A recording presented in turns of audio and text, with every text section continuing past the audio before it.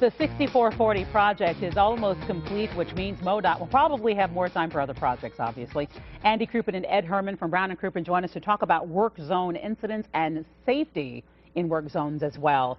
And we do want to clear something up. The manifestation Maven was just on, and there was Carol, a lot of discussion about Uncle Ed. I apologize that Ed's nieces and nephews keep calling the station about how he handles himself at these family holiday gatherings. Uncle Ed. I am not. Gets overserved. One too many, Uncle Ed. I am not the Uncle Ed that was referenced in the earlier piece. know. To my nieces, Amanda, Alice, and Ashley, please Stop calling the vouch station. for me. You know I'm a good uncle. I don't drink.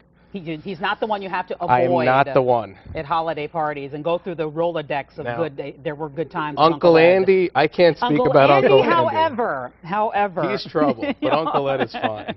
All right, guys.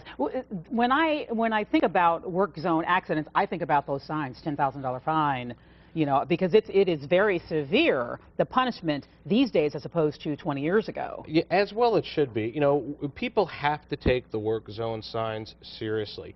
I think it's helped that they've increased those fines and that they have things called safety zones now, but I still think that people are not paying enough attention because we're still seeing a lot of work zone accidents, and these are complex cases. These are not simple auto accidents. When a worker in a work zone is injured in an accident, they are going to have a workers' compensation claim against usually MoDOT or whichever contractor they're working through. And they're going to have a pretty good-sized claim against the driver who caused them an injury, because they may be able to sue beyond your insurance policy. They may be able to go after you personally for punitive damages. Especially, Andy, if they were speeding, Yeah, if they were behaving improperly in a work zone, the driver? Sure, if you're driving recklessly, if you're intoxicated, you know, I think it's important to realize that sometimes people see these signs, and maybe the big fines stick out and people slow down, but I think historically people see a work zone and just ignore it, go driving through business as usual. But if you think about it, it'd be like if you were working in your office and somebody just drove a motorcycle down the hallway at 60 miles an hour. I mean, you're driving recklessly through somebody's workspace, and they're putting their lives at risk, for instance, the Highway 40 project, to make all of our lives better. And so, you know, slow down, be cautious. These people have families, they have lives of their own. Slow down for a mile and a quarter. They are people. They're not signs out there. I mean, the job is dangerous enough to begin with without the car speeding through. So this may bring us to the question, I mean, someone may be in the wrong. They will likely be in the, if you're speeding, reckless driving, you're probably in the wrong, injure a worker.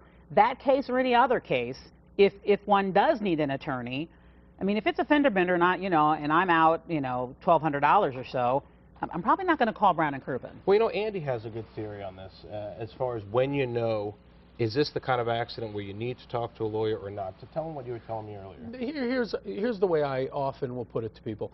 If you're in an accident and you just scrape up your leg and it's nothing serious, if it's something that you're going to go home, wash up, treat on your own, you don't need the advice of a medical professional, you know, that's fine, that's one thing.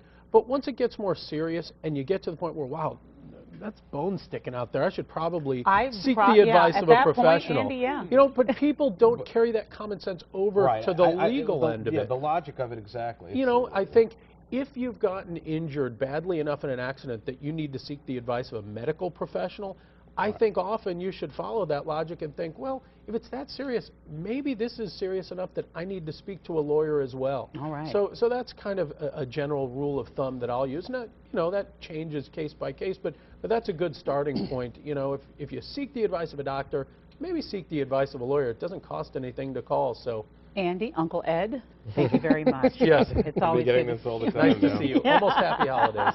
Almost happy holidays. If you have a legal question for Brown & Crouppen.